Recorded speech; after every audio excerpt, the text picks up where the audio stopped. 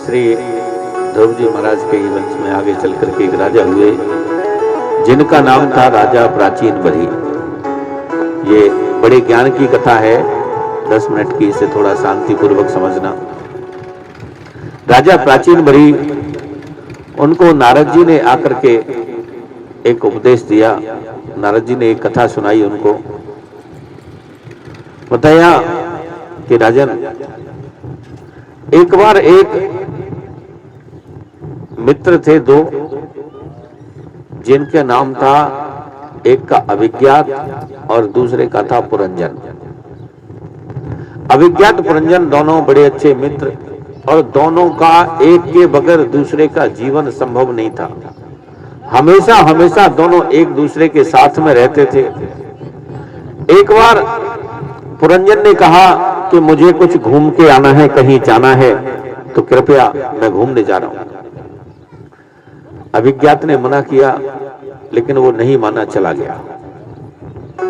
गया पूरे संसार में घूमा, लगभग 84 लाख नगरों में घूमा, और 84 लाख नगरों में घूमने के बाद में वो एक नगर में आया। बड़ा ही सुंदर सा नगर, छोटा सा, बहुत सुंदर, बहुत अच्छा नगर था। उस नगर में प्रवेश करना चाहता था, लेकिन उस नगर में उसे किसी ने प्रवेश नहीं दिया। कह दिया कि यदि तुझे इस नगर में प्रवेश करना है तो इस नगर की जो राजकुमारी है, उस राजकुमारी के साथ तुझे विवाह करना पड़ेगा। राजकुमारी के साथ विवाह किए बगैर इस नगर में प्रवेश नहीं मिलेगा। तो उसने कहा कि राजकुमारी से मेरी भेंट करवाओ। राजकुमारी से भेंट हुई तो राजकुमारी ने बताया कि पहले इस नगर के बारे में समझो कि ये क्या है। तो राजकुमारी ने बताया कि ये जो नगर है, ये जो मेरा नगर है, इस नगर के 9 दरवाजे हैं। इस नगर के 9 दरवाजे हैं, और इसके 9 दरवाजों पर 10 पहरेदार हैं। 9 दरवाजों पर 10 पहरेदार हैं। 10 पहरेदारों के ऊपर एक सेनापति है जो इसकी सबकी रक्षा करते हैं, और एक 5 फन का सर्प है जो इस नगर को चारों तरफ से घेर करके रहता है, जो इस नगर को चारों तरफ से घेरे हुए है, जिसने इसको एकजुट किया हुआ है। और वो सेनापति भी, पहरेदार भी, ये सब मेरे अधीन कार्य करते हैं। जैसे मैं कहती हूं इस नगर में वही होता है। अब तुम्हें यदि मेरी शर्त मंजूर है कि जैसे मैं कहूं वैसे तुम करो, तो मैं तुम्हारे साथ विवाह कर सकती हूं और तुम्हें इस नगर में प्रवेश मिल सकता है। उसने कहा ठीक है, मुझे तुम्हारी हर शर्त मान्य है, आप अपनी शर्त बता दो, मैं वो मान लूंगा, लेकिन मेरे साथ विवाह करो। पुरंजन ने उसके साथ विवाह किया। पुरंजन ने उस नगर में प्रवेश किया तो वो जो राजकुमारी थी, पुरंजन ने उसका नाम भी अपने जैसा ही पुरंजनी रख लिया। और पुरंजनी के साथ रहने लगा। उसकी ऐसी स्थिति हुई कि पुरंजनी खाए तो पुरंजन खाए, पुरंजनी नहाए तो पुरंजन नहाए, पुरंजनी सोए तो पुरंजन सोए, पुरंजनी रोए तो पुरंजन रोए। यानी कि एक पल भी उसके बगैर उसका गुजारा नहीं था। जैसे वो करती वैसे वो करता था। धीरे धीरे धीरे धीरे करके समय व्यतीत होता रहा। एक दिन उस नगर के दरवाजे पर एक जरा नाम की राक्षसी आई, लेकिन वो राक्षसी को भी कोई प्रवेश नहीं देता था। उस नगर में उस राक्षसी को कोई प्रवेश नहीं देना चाहता।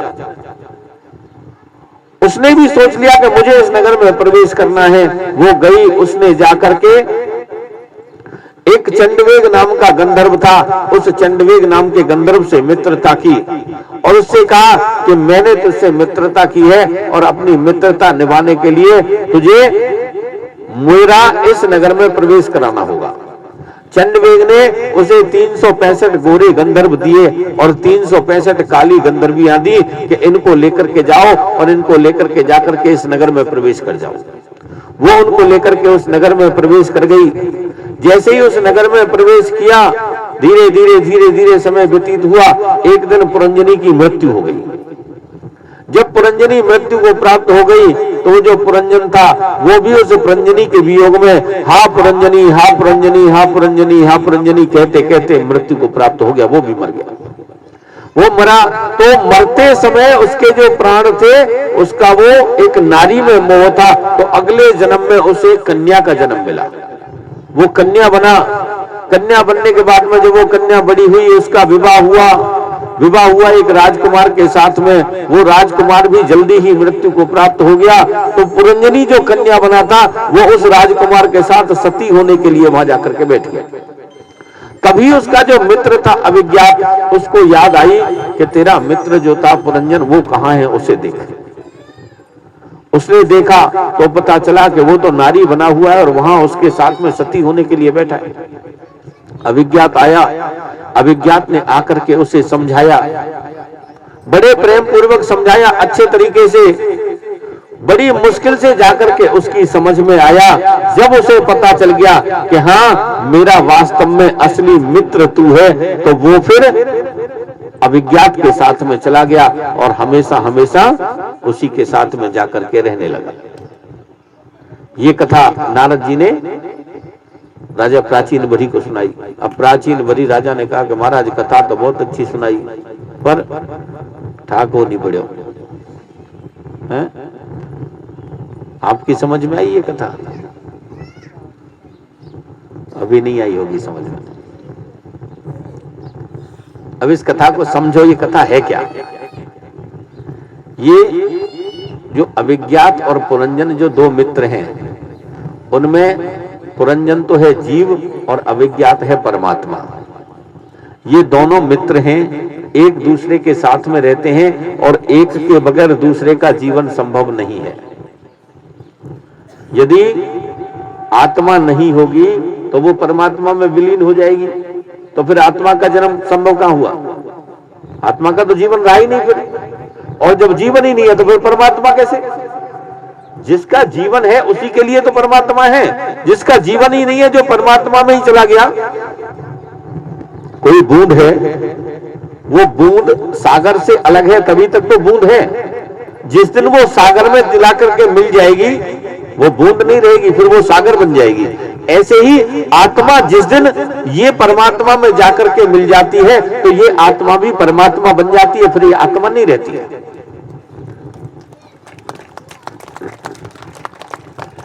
तो वो दोनों मित्र हैं, साथ रहते हैं, लेकिन आत्मा जो है, वो जो जीव है, उसकी इच्छा होती है घूमने की, तो वो जो 84 लाख नगरों में घूमा था वो इस संसार की 84 लाख योनियां हैं।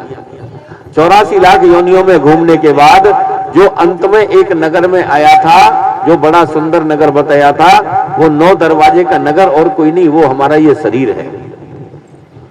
हमारा ये शरीर है 9 दरवाजे का। वैसे आप में से कई लोग भजन में या कहते भी होंगे, सुनते भी होंगे कि 10 दरवाजे होते हैं, 10 दरवाजे मानते हैं, लेकिन 10वां दरवाजा तो मरने के बाद में खोला जाता है दूसरे के द्वारा, वो हमारे द्वारा नहीं खुलता। वो कपाल क्रिया जो होती है 10वां दरवाजा वो होता है इसका, तो वो जीते जी नहीं होता, वो मरने के बाद खोला जाता है, जो हमारा बेटा खोलता है उसे, या जो भी दाह संस्कार करता है वो। अब ये 9 दरवाजे का महल है। इस महल में बताया इसके 10 पहरेदार। जो 10 पहरेदार हैं वो है हमारी 10 इंद्रियां, 5 हमारी ज्ञानेंद्रिय, 5 कर्मेंद्रिय, ये 10 इंद्रियां इसकी पहरेदार हैं। इंद्रियों के ऊपर जो एक सेनापति जो बताया था, वो सेनापति है हमारा मन। मन जैसे कहता है इंद्रियां वैसे ही काम करती हैं, मन के वश में सब इंद्रियां रहती हैं। होता है नहीं होता? इंद्रियां हमारी मन के वशीभूत काम करती हैं। देखो शरीर हमारा एक ही है, इंद्रियां हमारी एक है, लेकिन जब हम पिता के पास में बैठते हैं तो हमारी इंद्रियां अलग तरह से काम करती हैं, पुत्र के साथ बैठते हैं अलग तरह से काम करती हैं, माँ के साथ बैठते हैं अलग तरह से काम करती हैं, पत्नी के साथ बैठते हैं अलग तरह से काम करती हैं, बहन के साथ बैठते हैं अलग तरह से काम करती हैं। ये इंद्रियां अलग अलग कार्य करती हैं क्योंकि ये मन के अधीन है सब। तो ये मन उन इंद्रियों के ऊपर रहता है और एक 5 फन का सर्प बताया था जो इस नगर को घेरे रहता है। वो 5 फन का जो सर्प है वो है हमारा ये 5 तत्व का बना हुआ शरीर। छत जल पावक गगन समीरा, पंच तत्व ये अधम शरीरा। पृथ्वी जल अग्नि वायु आकाश से जो हमारा ये शरीर बना है, क्योंकि ये जो शरीर है 5 तत्वों से बना हुआ है, उसी के अंदर तो आत्मा है, तभी तो महाराज इसका जीवन है। यदि ये 5 तत्व का शरीर ना हो तो क्या है? आपके घर में मान के चलो किसी का भी कोई 5 तत्व का शरीर ना हो, खाली आत्मा घूमे, तो आप क्या करोगे? महाराज कैसे ही करो, कुछ भी करो, कितना ही खर्चा हो जाए, पर ये आत्मा को बाहर निकालो। होगा? ऐसा नहीं होगा है? और शरीर हो, 5 तत्व का शरीर हो, उसमें आत्मा ना हो तो लेके चलो, जल्दी जल्दी लेके चलो, ऐसे जल्दी निपटाओ, जल्दी इसका दाह संस्कार करो, नहीं तो बदबू आने लगेगी। होता है ऐसा? नहीं। तो आत्मा और ये पंच तत्व का शरीर, ये दोनों जब सही सलामत हैं तभी ये शरीर चल रहा है। इसमें से एक चीज भी नहीं होगी तो शरीर नहीं चलने वाला। और ये तो दुनिया है, मैं कितना बता रहा हूं आपको। हमारे मरने के बाद में जो दाह संस्कार करने के लिए जितनी चीजें होती है ना, मरने के बाद दाह संस्कार करने के लिए जितनी चीजें होती हैं, ये दुनिया ने पहले से इकट्ठी की हुई हैं, बस देर हमारी है थोड़ी सी। जिस दिन थोड़ी सी सांस बंद हुई, 2 मिनट रुकने वाले नहीं है, ले चलो ले चलो, क्योंकि संसार में कोई किसी का नहीं है। एक कथा याद आती है मुझे कि गुरुजी थे, उनके पास में कोई चेला रहता था, और वो चेला कुछ दिन के लिए रुक गया, नहीं आया। गुरुजी ने पूछा, बेटा कैसे नहीं आया? बोला, महाराज मेरी सगाई हो गई। बोला, तेरी सगाई हो गई तो तू हमसे गया। फिर रुका, बोला अब क्या हुआ? बोला, मेरा विवाह हो गया। कि तेरा विवाह हो गया तो तू घर वालों से गया। बेटे का विवाह हो जाए तो समझ लो वो घर वालों से चला जाता है, क्योंकि महाराज वो तो फिर नई मम्मी आ जाती है ना उसकी, फिर क्यों बूढ़े माँ बाप को पूछेगा? हैं? और आजकल तो कहते भी मम्मी है ही, और बच्चे से कोई नहीं कहेगा बेटा तेरी मम्मी कहाँ है, बच्चे से पूछे बेटा मम्मी कहाँ है, मतलब डायरेक्ट ही कहते। बताओ कोई पूछता है तेरी मम्मी कहाँ है, वो यही पूछेगा मम्मी कहाँ है।